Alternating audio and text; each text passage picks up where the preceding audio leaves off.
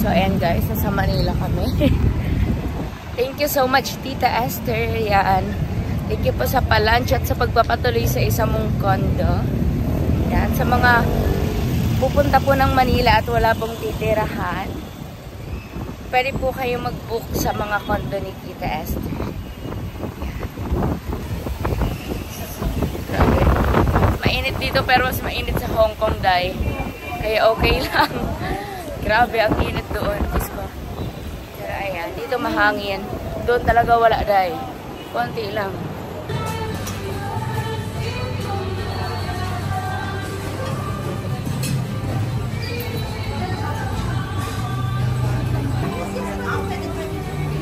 Say hi, ate. Hello.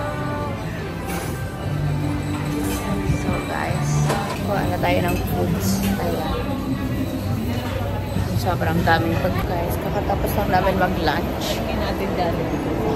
2 PM na paterina. So, ay mag-iikot-ikot lang kami dito sa mall ko. Ayan. Si Tita Rosalie na lang po ang kasama ko. Kasi si Ate Jinky po ay busy sa work. Dito na po kami sa may Jollibee. Kita guys. Ma-window shopping muna po kami. Ayan sila nanay. Admin ko po siya sa Team Reddit Philippines. Saan grupo kayo, tita? Wala, tagaloma kami. Tagaloma. Subaybayan lang namin siya. Subaybayan. Hindi pa kami sumasali sa aming grupo. Pero si may nakapagsabi sa amin na nandito na lang siya. Opo. Layo. Oo nga po, sobrang layo po talaga. Sayang nga hindi makakapunta si Tita Marlene. Opo. Sabi nila, yan na lang kami kami pawis na. Kaya tita, pwede po kayo mag-join sa Team Philippines? Oo, Team Philippines. Philippines po kami. Sige po. Ano po mga ano nila? Ano nila? Yung mga friend natin. Kasi kaya hindi ako. Guys, ayan. Medyo nahihirapan ako at wala akong videographer. Kamis naman si Sir MG. Ayan.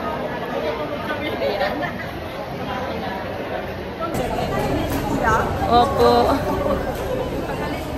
Sobrang miss na po namin si Sir MJ at wala po kami ditong videographer. Wala po titang matatambayan.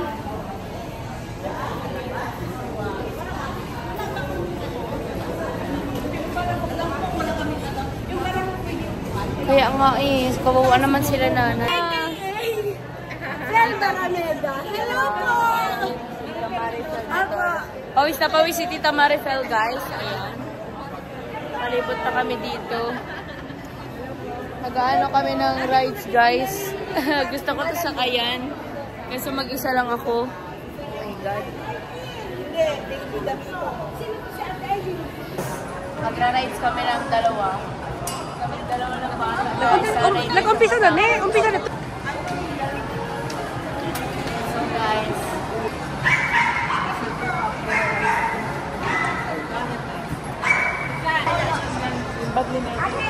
Kunyari, gaganyan mo na. Tapos tsaka iikot. Nalaglag na yung mga pera.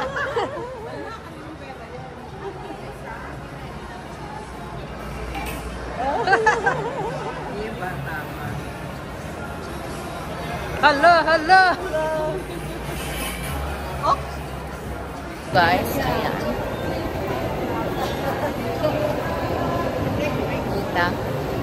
Si nanay po, andito na pala siya sa condo na tinutuluyan namin ngayon.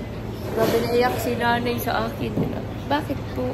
Kasi, tama, nagano na ako kay Ma'am Mirch kung nasan kayo. Opo. Tinuro niya. Kaso hinahanapan ako ng number. Opo. Hindi ko rin alam. Opo. Papaat sa akin si Guys, ayan. Nandito kami ngayon sa sa condo na tinutuluyan. Akyat kami sa kwarto at yan. Ang mga titas ko ay kawawa naman doon. Nagkatayo, nag-aantayan kami, Diyos ko. Kaya dito na lang pala po sa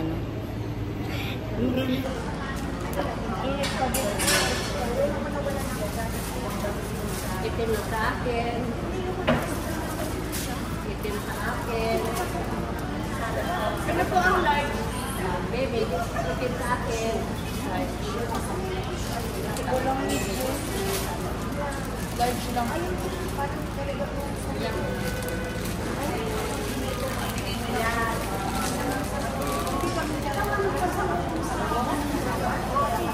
Hindi po galing po ito kay CMG guys.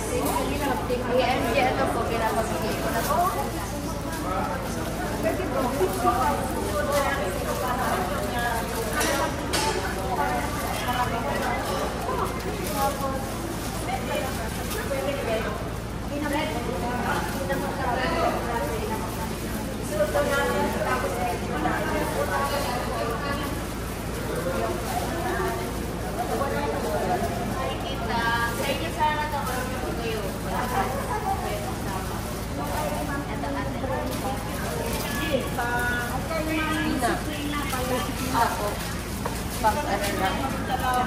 So guys, napamigay na natin yung mga pa-freebies sa mga titas.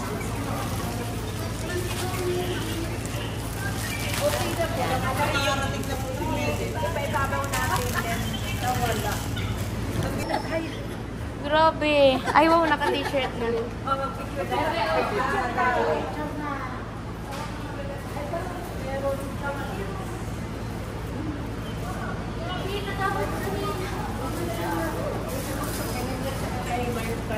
Marlin. Guys, namimigay na po tayo ng pag-giveaways. Giveaways. O yung kay ano, kay Glenn pa ba raw?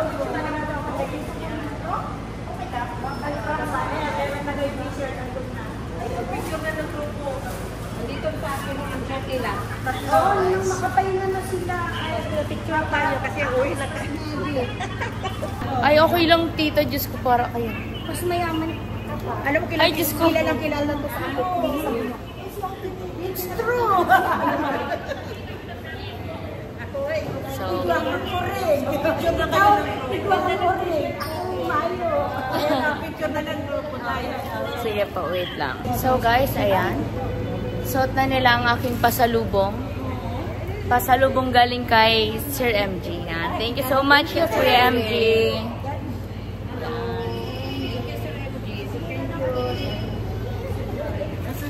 Ito ang galing sa akin. Para sa mga babies ko. Yan. Ilaktibo yung sa anak mo. Sa ano mo doon. Ilaktibo sila. Ay, ayaw ko. Tawagin ko.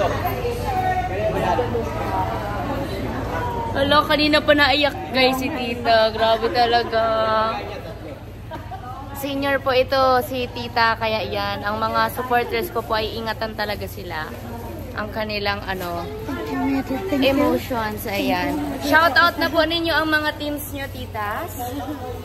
Shoutout nyo na po ang teams nyo at Philippines na ako ngayon. Shout out!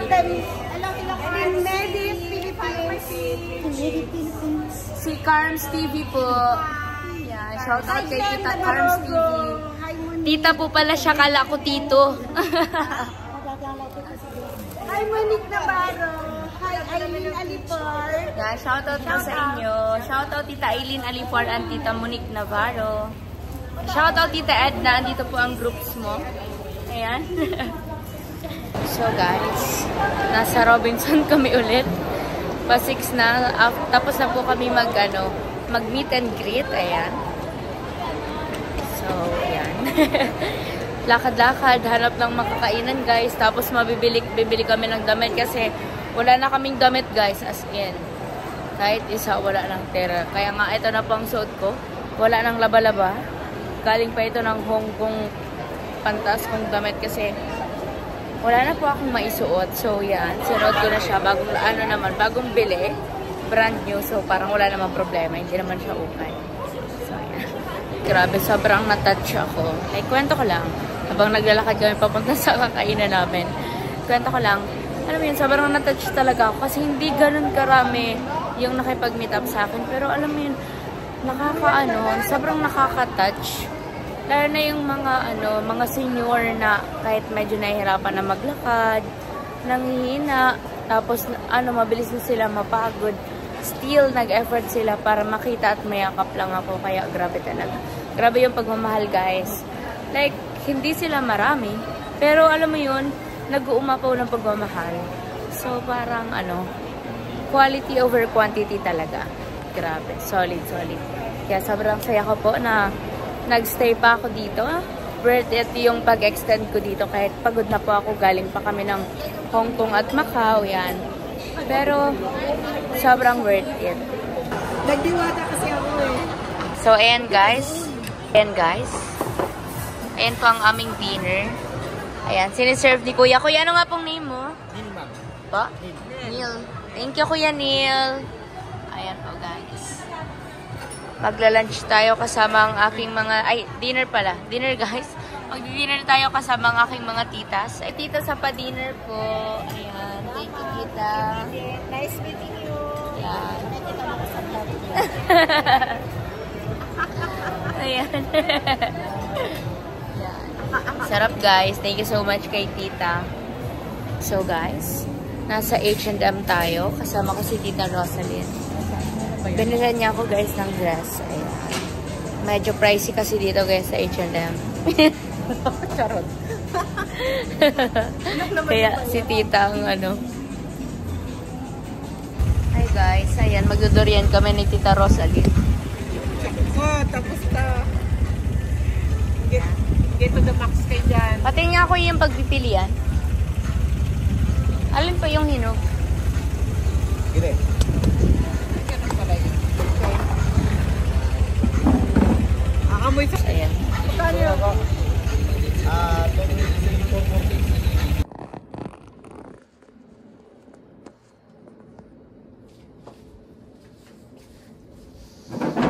So, guys, lamig. Ang lakas ng ang lakas ng... Aircon dito. Nakatawid ka. Hindi, dito lang sa legs ko. Yeah, guys. So, ayan. Wait. Tignan nyo muna ang view, guys. Yan. Ito ang view dito sa amin. Yan, ito po ang unit ni Tita Esther. Isa sa mga unit ni Tita Esther dito po sa Manila, sa Malate. Ayan. At sa mga gusto po bumili ng condo, guys, chat nyo lang ako. Ang ganda ng condong binibenta ni Tita Esther po. So, ayan. Andito tayo para mukbangs. Dapat walang plato na para lang. Ay, ganun. Pero ilagay mo sa plato So, yan. guys. Ilagay mo sa plato yan. Apo.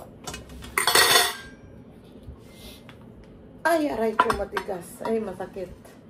Good morning. So, andito tayo ngayon sa condo na tinutuloy namin ni Tita Rosalyn. Ayan. Pang second day namin ngayon. Ayan.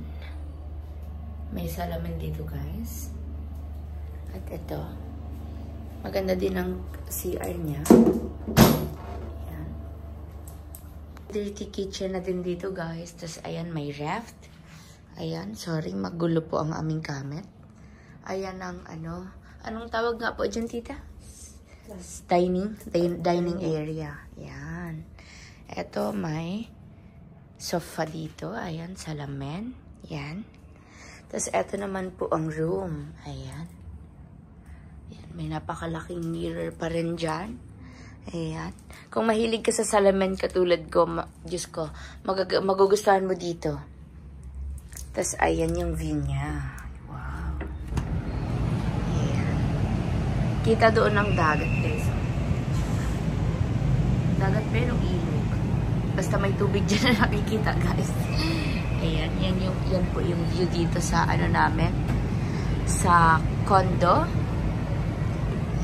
Sa mga gusto po mag-vacation dito sa Manila or dadaan ng Manila na naghahanap ng matutuluyan, ayan, mas recommended po ito. At marami pa pong condo na pinaparentahan si Tita Esther. And meron din pong isang condo na for sale. Ayan. Sana ma-visit natin yung isa pang condo na mas malaki yun dito kasi kasya doon ang 15 katao. So, ayan, sobrang laki nun, guys. Tapos, ayan, may cabinet din po dito. Ayan. Tapos dito may cabinet din. And ayan, dalawa guys ang aircon dito. Kaya sobrang lamig guys. As in, dalawa may aircon dito sa labas. At meron din dito sa loob. Kaya grabing ginaw guys. As in, giginawin ka talaga sa lamig. Kanina nga, 12 na nga po, kakabangon ko pa lang kasi ang sarap matulog dito at sobrang lamig niya talaga. Kasi 'di ba, ilang days kami, ilang weeks kami walang pahinga ni Tita Rosaline. So dito namin nabawi talaga. Dito ko binawi yung pahinga at ang sarap matulog dito, guys. Ayan. Palabas po kami ngayon, magla-lunch and breakfast ni Tita Rosaline. Magba-brunch na naman kami, guys. So ayan. So guys, nasa mesa kami. Mesa restaurant. Kala mo talaga. Magla-lunch po kami ni Tita. So ayan, thank you sa nagpa-lunch. Thank you po sa nagpa-lunch. Yan po ang lunch namin. Grabe guys. Ayan, naka-live tayo. Shout out Medit community. Shout out Medit official reactors and sa partner natin na Team Kapobre. Ayan, shoutout po sa inyo. Ayan, guys. Ang ating lunch. Kain tayo, guys. Ay, ka na kuya sa, vlog ko. Ay, kay kuya, sa Joyride Rider po, nag-book po. Ay, hindi nga ako nakapag-book na eh. Nakita ko na si kuya, sa kanya na ako sumakay. Ayan. Nasa Manila po kami, bumili lang po ako ng ticket. Po tayo ngayon sa Manila. Saka naiipit tayo ng traffic, guys. Grabe ang init.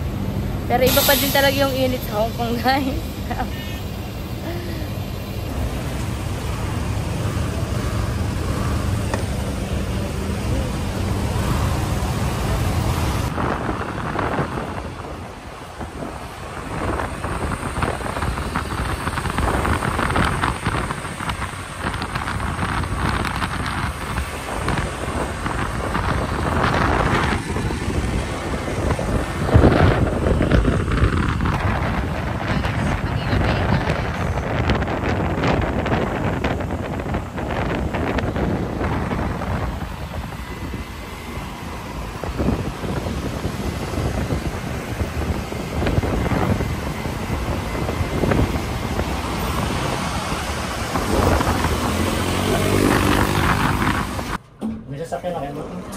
Papunta pa lang po dito, sir.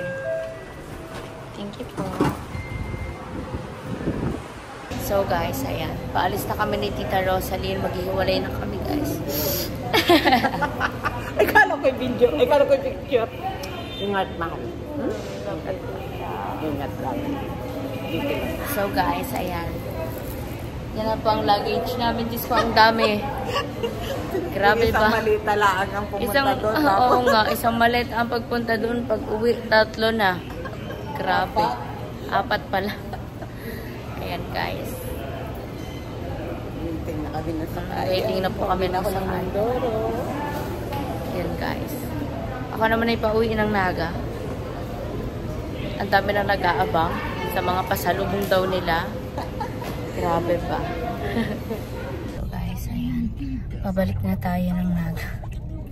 Pauwi na tayo, guys. 5:30 ang aking biyahe po. So ayan. Pa 4 pa lang. Papunta na po ako at baka maiwan ako ng bus.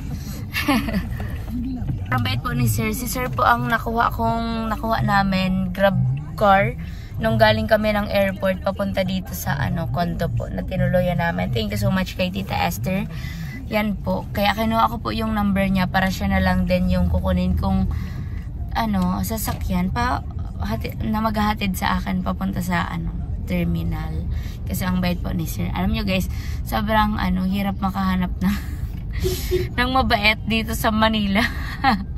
Well, marami naman, pero syempre swertihan lang talaga, guys. Diyos ko. Kasi last time, sir, nung galing ako ng ng Iloilo to Manila, papunta doon sa hotel na na chinek-inan ko. Diyos ko, yung binayaran ko 650. Kasi yung sasakyan niya, ang lapit lang kasi sa EDSA lang, dyan lang sa Terminal 3 ako galing. Sa EDSA, sa EDSA lang yung kong check-inan. Tapos Yun din yung chinek-inan ko kasi sir. So alam ko na kung magkano yung pamasahe. Oo, tapos kada gaganon yung sasakyan, may dagdag na tres. Grabe ay. Sa Manila, nasa Manila po ito, sobrang daming rough road. Di sobrang daming ganon. Diyos ko Lord. Sabi ko ha, hindi pa kami nakakaabante ng konti. Nasa 100 na ang dagdag Grabe. Sabi ko, ay grabe. Sundot na. Opo, grabe. Nung binayaran ko po, galing doon sa hotel na, na yun, papunta ng Terminal 3, wala pang 200, so ginawa ko na siyang 200 para tip. Tapos yung 650, grabe. Na-shock ako. Kaya yun guys, si Kuya ulit, ang binuko kasi yan. Sobrang bait ni Kuya. Kaya yan pa po, pauwi na po tayo ng Naga. Sakto kakagaling niya pa lang po ng work niya, ng pang morning. May work ka pa po sir ng morning. Wow. Tapos nag-grab po siya pag gabi. Ano po sir work mo pag morning? Security guard po siya sa morning. Tapos nag-ano po siya ng grab driver pag gabi. Yan. Sa inyo naman po to sir, no? Kanila po itong kotse. So, itong kotse hindi na siya liability kasi napagkakakitaan na siya. So, ano na siya ngayon? Anong tawag doon? Asset. Yan. Papunta na po kami ng terminal, guys. Yan. May nakausap din po ako kaninang joyride driver. Galing din siya sa ibang bansa. Tapos hindi na siya bumalik doon kasi nga nawa siya sa family niya. So yan, nag-joyride driver na lang siya. Tapos ang astig kasi alam mo yun, dito kasi po sa Pilipinas, magsusurvive ka kapag madiskarte ka talaga. As in, kailangan dito ng diskarte at sobrang hirap po ng buhay. Lalo na dito sa Manila, maraming opportunity pero dapat madiskarte ka talaga. Kasi pag walang mangyayari. Magugutom ka talaga, as in. Kaya kailangan kung kaya mong kumayod ng 2 beses sa isang araw, 3 gagawin mo para makasurvive. Yan. Kudos sa inyo sir, good luck and God bless po. Yan. Papunta na po kami ng terminal guys. Guys, good evening.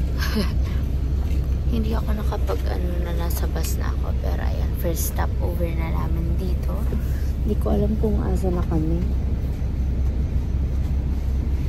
Yan, wala. Hindi ko alam kung saan po ito. Basta dito, nag-stop over. First stop over po namin.